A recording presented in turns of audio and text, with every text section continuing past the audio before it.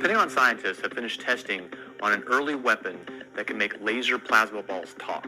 Stop, or we will be forced to fire upon you. It's called the laser-induced plasma effect, and it's made by the Joint Non-Lethal Weapons Directorate. So what they've done is basically create a laser that can shoot out to a certain distance, and they can pipe in sound waves through it, and actually make human voice sounds and commands. Stop, or we will be forced to fire upon you. Now, where this becomes useful is around an area where you want to keep a perimeter secure.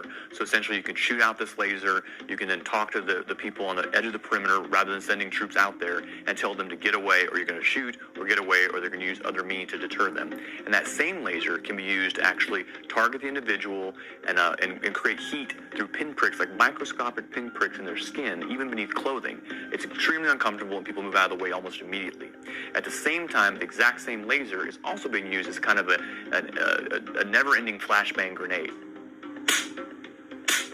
It can basically, with a power source, it can constantly create audible effects to deter and confuse and disorient people, just like a flashbang grenade that you would have in your kit, but would only be able to flash once, maybe twice, depending on the design.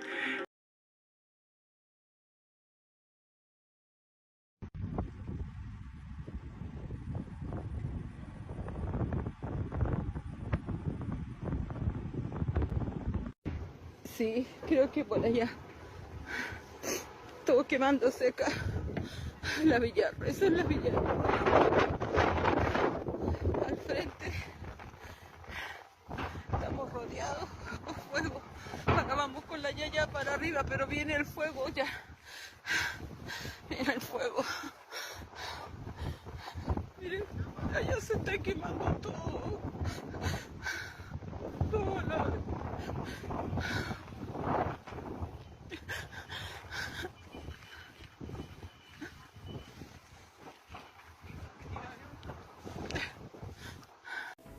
Archives of information have been centralized on computers. The Guardian's archives are only in one place. They're not in libraries all across the nation that people look for. They're only looked for on the internet. And because of copyright legislation, they're not copied elsewhere to other places on the internet. So when something disappears from the archives, the electronic archives of the West, to which all information is moving into, it is gone forever. It has not only ceased to have existed, it has ceased to have ever have existed. And when you go to those web pages that have been removed from Western papers, you won't see the tail lines. You will just see page not found. You won't see anything in the index at all. We are now approaching the state of Orwell's dictum, perfect dictum, that he who controls the present controls the past.